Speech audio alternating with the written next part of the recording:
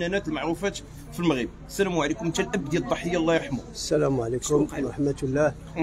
نهار الخميس اللي فات صافي بوكا لو 8 à 21h56 اكزاكتومون، ولدي جا هنا قدام الدار ديالو ستاسيون الطوموبيله، بغى يدخل للدار ديالو، اختطف من هنا. خطفوه هنايا من هنايا بشي ناس كانت عندهم جيب، واحد جيب نوع جيب وشي طوموبيلات اخرين، شي اسمو ما كانش شي طوموبيل وحده، كانوا كثر. غادي يكونوا كثر لانه هو شويه كي تبارك الله صحيح وكل شيء، راه ما غاديش يقدروا عليه اسمو. ما عليناش، خطفوه دوه من نهار الخميس في الليل.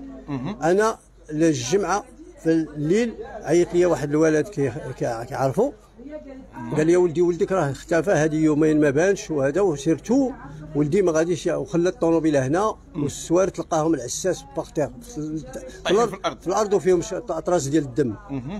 والعساس ما عطاهمش لشي واحد ولا عطاهم للبوليس، بقى كيتسنى هو حتى السبت، يسحب راسو غادي الدري يجي وغادي يعطيه السوارت ديالو.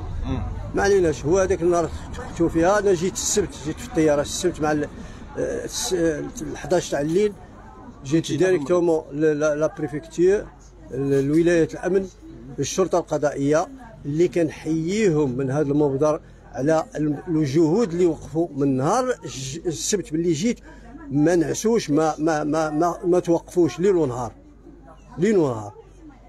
حتى وصلوا لهذه النتيجه ديالهم. ما كان عندهم حتى شي اش نقولوا، حتى شي حاجه شي حاجه باش يوصلوا لهاد المجرمين ولا شي حاجه، واعتقلوا هذوك الناس. منهم واحد المجرم معروف بالاختطاف ومعروف بالقتل والاختطاف، وهو اللي كان السبب ديال هذا الشيء، هو اللي دبر لهذا الاختطاف، وراه الان معتقل بمحكمه الاستئناف على ذمه قاضي التحقيق. ومن بعده شدوا 5 أو 6 ديال الاشخاص، وقدموا البارح الاربعاء قدموا واحد، والنهار الثلاث قدموا واحد، وغدا غادي يقدموا اسمه القاتل سلوي كي كومي المورت، هذاك المجرم قتلوا في المنصوريه. لا هاد الاشاعات اللي كيقولوا على ولدي بان لقاوه مليوح الجثه ديالو، داكشي كلشي كذوب. لحد الساعه انا يلاه جيت من الولايه باقي ما لقاوش الجثه ديالو، متبعين الخدمه ديالهم الله يجازيهم خير. لحد الساعه ما كايناش الجثه، حنا اسمو ما لقاوش الجثه. وكاين الاشاعات كيقولوا لقاوها في الرباط، كيقولوا لقاوها في الواد ما عرفتش اسمه في المحمديه، وداك الشيء كلشي اشاعات. وهما هذاك السيد اللي قاتلو داك الشيء راه معترف بالقتل، ولكن ما عارفش فين داروا الجثه. اما من غير السياره هذيك الجيب اللي كانت قامت بالاختطاف ديالو هزوها فيها، لقاوها في المحمديه. وكانت نهار الجمعه في الصباح جابها واحد وداها لواحد ديك اسمها ديال الغسل السيارات، لافاج ديال السيارات. وقام هذاك مول لافاج ديال السيارات راه مشدود حتى هو، عارف هذاك المجرم، وشاف الدم وما علمش. وهذاك المتعلم ديالو مسكين زعما اضطر عليه، قال له ودي الدم ديالاش وداك الشيء، قال له لا هاد الناس راه كنعرفهم كيديروا لاشاس، كيديروا الصيد، فهمتي. واضطر عليه باش يغسلها لانه خدام. وهذاك مول الستاسيون على علم بان هذوك الناس راه داروا شي جريمه، وراه كاين الاثار ديالها وغسلوا داك الشيء. هذاك الشيء باش ما يعني اخفاء معالم الجريمه، وكتصعب على رجال الشرطه مساكن، كتصعب عليهم اللي كيمشيو كتلقاو هذا الشيء.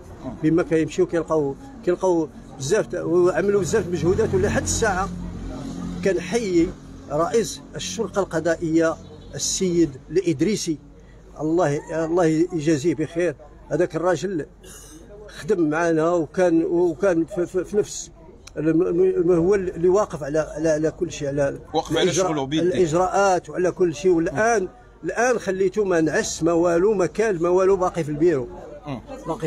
شريف، شنو السبب ديال هذه الجريمه؟ شنو العداوه اللي عند هاد الناس مع ولدك تيديروا لحد الساعه يلاه كيقولوا بان هذاك الملقب بالتيربو كان ضارب مع ولدي هذا الشهر وزياده في شي ملهى ليلي، ضارب معاه، ومن تما ما بقاش شافو. ولكن ولدي كان كيعلم بان هذاك السيد حيت عارفوا كينتقموا من اسمه.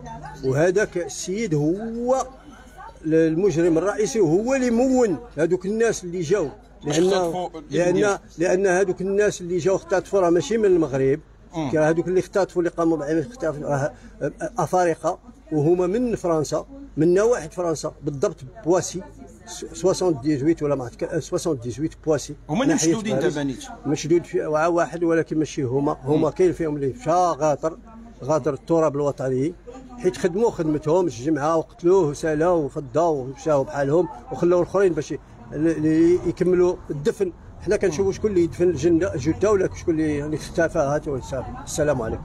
السلام. اذا كيف تابعتم معنا مشاهدينا الكرام